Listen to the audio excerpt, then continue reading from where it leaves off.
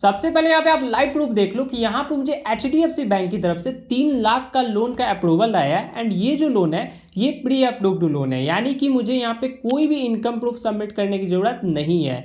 और यहाँ पे मैं चाहूँ तो सिर्फ 5 मिनट के अंदर अंदर ये लोन का पैसा बैंक अकाउंट में ले सकता हूँ। एंड यहाँ पे देखो ये लोन को ना अगर मैं यहाँ पे 60 महीने के लिए लेता हूँ, ठीक है, तो यहाँ पे आप EMI देखो, अगर आप इसे कैलकुलेट करोगे ना तो भाई यहाँ पे साल का मात्र यहाँ पे लगभग 7% का रेट ऑफ इंटरेस्ट मेरे से लिया जा रहा है।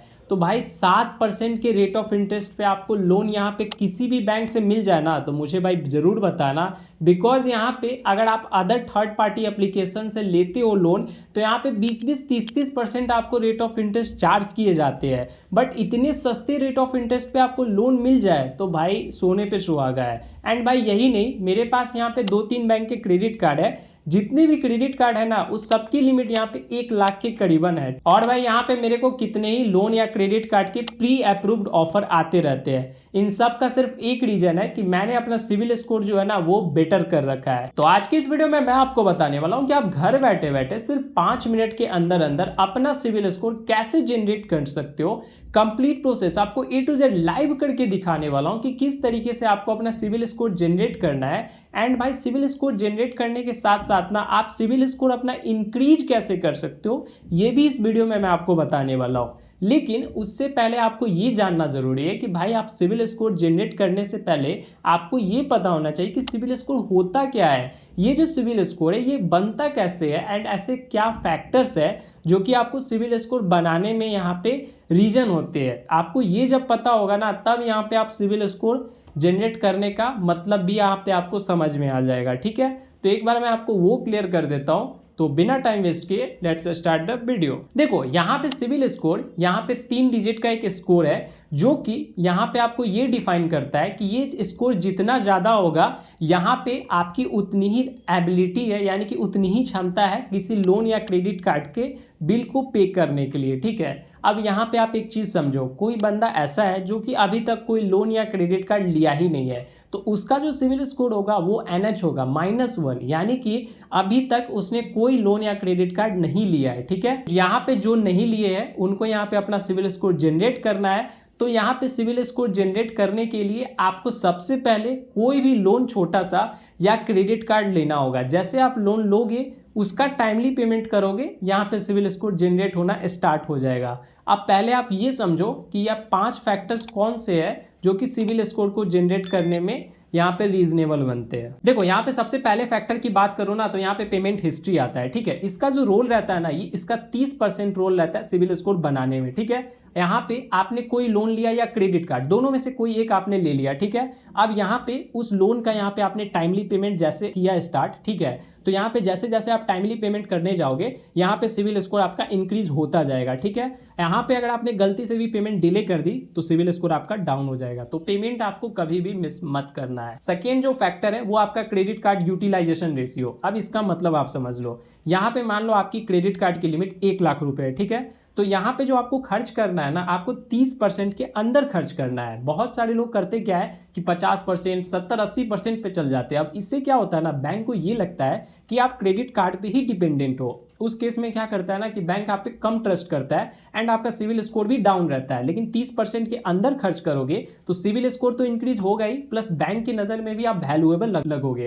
क्योंकि भाई देखो कोई भी बैंक यहाँ पे देखेगा कि आप कम क्रेडिट कार्ड यूज कर रहे हो, यानी कि आप डिपेंडेंट यहाँ पे कम हो, तो सिंपल सी बात है बैंक आपको यहाँ पे इजीली क्रेडिट कार्ड या लोन का अप्रूवल दे देगा। ठीक है, ये जो दूसरा फैक्टर है इसका भी रोल यहाँ पे 30% आपको सिविल स्कोर बनाने में होता है। ठीक है, दोनों मिला के आपको 60% हो गया। अब थर्ड जो फैक्टर है ये यहाँ पे आपको टाइप्स ऑफ अकाउंट आ जाता है। तो यहाँ पे 2 टाइप्स के अकाउंट होते हैं, पहला होता है एक सिक्योर्ड और दूसरा अनसिक्योर्ड। ठीक है, तो सिक्योर्ड लोन या अनसिक्योर्ड लोन में आप डिफरेंस समझ लो। अगर यहाँ पे बैंक से आप क्रेडिट कार्ड या फिर लोन लिए हो, ठीक है, यहाँ पे बिना गिरवी यानी कि बिना किसी गारंटर के आपको क्रेडिट कार्ड या लोन मिल गया, ठीक है, तो वो जो लोन है या क्रेडिट कार्ड वो आपको अनसिक्योर्ड हो गया, यानी कि बैंक आपको बिलीव पे लोन या क्रेडिट कार्ड ऑफर कर दिया है। लेकिन सपोज करो आपने यहाँ पे होम लोन लिया, ठीक है, या फिर आपने मॉर्गेज लोन लिया, यानी कि अपना जमीन गिरवी रख के आप मॉर्गेज लोन लिए हो या फिर गोल्ड लोन लिए हो, तो बैंक के पास आपका एसेट पड़ा हुआ है। कल को अगर आपने लोन नहीं पे किया तो वो आपका एसेट जो है वो बेचकर अपना लोन का पैसा रिकवर कर सकता है। तो ये जो लोन होता है ना, ये सिक्योर्ड लोन हो गया, ठीक है।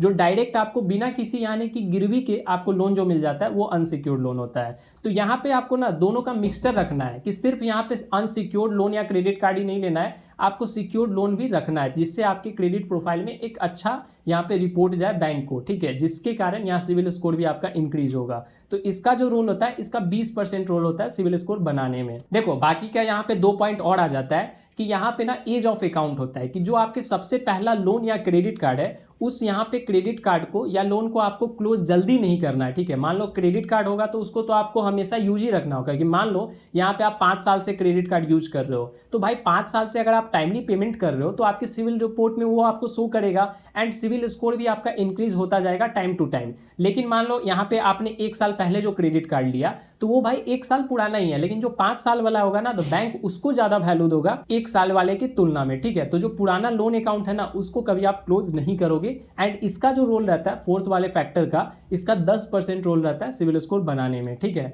अब लास्ट जो फैक्टर है वो सबसे मेन है इंक्वायरीज। भाई आपको बेवजह यहाँ पे इंक्वायरी नहीं करनी है लोन या क्रेडिट कार्ड के लिए। जब आपको नीड हो तभी यहाँ पे लोन या क्रेडिट कार्ड के लिए अप्लाई करना है। अगर मैं अपनी सजेशन दूं तो आपको 3 महीने पे या फिर 6 महीने में एक बार लोन या क्रेडिट कार्ड के लिए अप्लाई करना है। अब होता क्या ना कि बहुत सारे लोग महीने में 4 बार लोन के लिए अप्लाई कर देंगे। अब देखो बैंक अगर सिंपल सा चीज आप खुद सोचो कि क्रेडिट प्रोफाइल आपका चेक करेगा तो देखेगा कि ये बंदा यहाँ पे 4 जगह जा रहा है लोन के लिए, ठीक है, यानी कि इसको पैसे की भूख है। बैंक आपका एक ही नजर में क्रेडिट कार्ड या फिर लोन का अप्रूवल रिजेक्ट करने वाला है, बिकॉज यहाँ पे बैंक का ट्रस्ट खत्म हो जाता है एंड इसके कारण आपका सिविल स्कोर तो डाउन होगा ही एंड लोन तो आपको मिलने से रहा, ठीक है। तो ये गलती नहीं करनी है, बेवजह आपको इंक्वायरी नहीं करना है। ये जो 5 फैक्टर है इसको अगर आप ध्यान में रखते हो तो भाई मैं गारंटीड बोल रहा हूँ कि जैसे आपका सिविल स्कोर जनरेट होगा आपका यहाँ पे धीरे धीरे सिविल स्कोर इंक्रीज होने लगेगा एंड भाई आपको बैंक सामने से लोन ऑफर करने वाला है एंड क्रेडिट कार्ड ऑफर करने वाला हो, अगर आपने ये जो टिप्स मैंने दिया है इसे आपने फॉलो कर लिया है तो।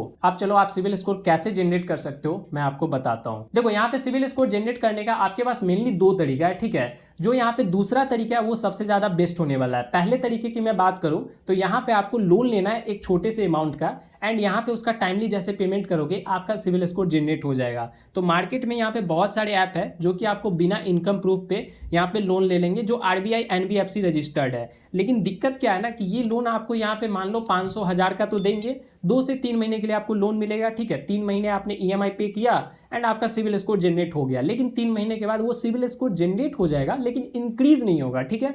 प्रॉब्लम यहाँ पे ये आती है, प्लस आपको इंटरेस्ट भी 100-150 एक्स्ट्रा लग जाएंगे। सेकेंड जो तरीका है ना वो मैं आपको सजेस्ट करूंगा, इसी तरीके से आपको अपना सिविल स्कोर जनरेट और इंक्रीज करना है। इसमें आपको यहाँ पे एक सिक्योर्ड क्रेडिट कार्ड लेना है, ठीक है। अब सिक्योर्ड क्रेडिट कार्ड में क्या होगा ना, क्योंकि अनसिक्योर्ड कार्ड तो आपको मिलने से रहा, बिकॉज आपका सिविल स्कोर तो है नहीं आपको अनसिक्योर्ड लोन यहाँ पे बैंक आपको देगा। अभी आपको छोटे मोटे का लोन ही लोगे या फिर सिक्योर्ड क्रेडिट कार्ड लोगे। देखो ये जो सिक्योर्ड क्रेडिट कार्ड है ये आपको मात्र 2000 की FD के ऊपर मिल जाएगा एंड सबसे शानदार बात ये है ना कि ये जो कार्ड है ये आपको रुपए वेरिएंट में आता है, जिससे आप UPI पेमेंट वगैरह भी कर सकते हो। एंड देखो यहाँ पे जो मैंने आपको टिप्स दिया है कि एक तो टाइमली पेमेंट करोगे एंड क्रेडिट कार्ड से आपको 30% के अंदर खर्च करना है, यानी कि 1800 की मान लो 2000 की आपने FD की तो 1800 क्रेडिट कार्ड की लिमिट होगी, तो यहाँ पे 540 रुपये यानी कि 400 से 500 रुपये आपको खर्च करने हैं मंथ में, ठीक है। एंड जैसे जैसे आप टाइमली पेमेंट करते जाओगे, ऐसे तो 1 महीने के बाद ही आपका सिविल स्कोर जनरेट हो जाएगा, लेकिन जैसे जैसे आप टाइमली पेमेंट करोगे, कार्ड से खर्च किया, बिल जनरेट होगा तो आप पेमेंट करोगे, तो उस केस में क्या होगा ना कि यहाँ पे आपका सिविल स्कोर इंक्रीज भी होता जाएगा। जो 5 फैक्टर मैंने बताया है उसे आप ध्यान में रखोगे, उसे फॉलो करना है आपको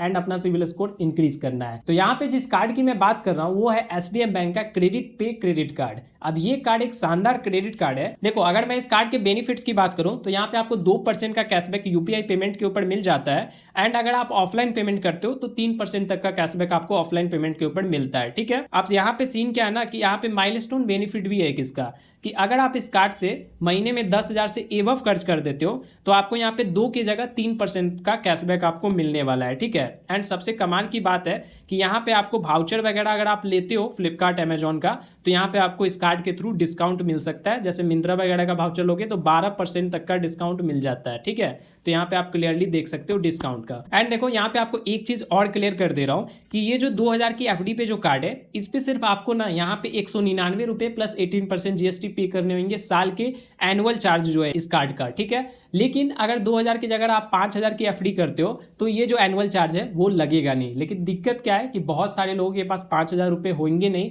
इसलिए मैंने आपको 2000 की एफडी सजेस्ट किया है, ठीक है। तो अगर आप 200 रुपये या मतलब 250 रुपये लगभग दे भी दोगे तो यहाँ पे कोई दिक्कत नहीं है, बिकॉज यहाँ पे आपका सिविल स्कोर जनरेट तो होगा ही, प्लस यहाँ पे आपका सिविल स्कोर इंक्रीज भी हो जाएगा इस कार्ड के थ्रू। बाकी आप कैशबैक वगैरह भी इस कार्ड से इतना मिल जाएगा कि यहाँ पे वो पैसा आपका रिकवर हो जाता है, ठीक है। एंड ये जो पैसा है ना, यहाँ पे एक चीज आपको और बता रहा हूँ, देखो यहाँ पे इस कार्ड को जैसे ही आप एक्टिवेट करोगे तो 200 रुपये का यहाँ पे आपको ज्वाइनिंग बोनस यहाँ पे मिल जाएगा। तो जो 200 रुपये मान लो आपने साल में पे किया वो ऐसे रिकवर हो ही गया समझो। तो यहाँ पे इस कार्ड को आपको अप्लाई करना है, तो यहाँ पे क्रेडिट कार्ड का अप्लाई करने का डायरेक्ट लिंक मैंने आपको डिस्क्रिप्शन बॉक्स में दे दिया है। सिंपली आप उस लिंक पे क्लिक करोगे एंड यहाँ पे आपको इस कार्ड को अप्लाई करना है, एफडी वगैरह करके इस कार्ड को एक्टिवेट कर लेना है। एंड जैसे मैं बताया हूँ वैसे इस कार्ड को आपको यूज करना है। बाकी कार्ड अप्लाई करने में अगर आपको प्रॉब्लम आ रही हो तो यहाँ पे आई बटन एंड डिस्क्रिप्शन बॉक्स में वीडियो का लिंक मैंने दे दिया है, इस क्रेडिट पे कार्ड को कैसे आप अप्लाई कर सकते हो, कंप्लीट प्रोसेस मैंने बताया है। तो एक बार उस वीडियो को भी आप देख सकते हो, फिर कार्ड अप्लाई करना। बाकी कार्ड अप्लाई करना आता हो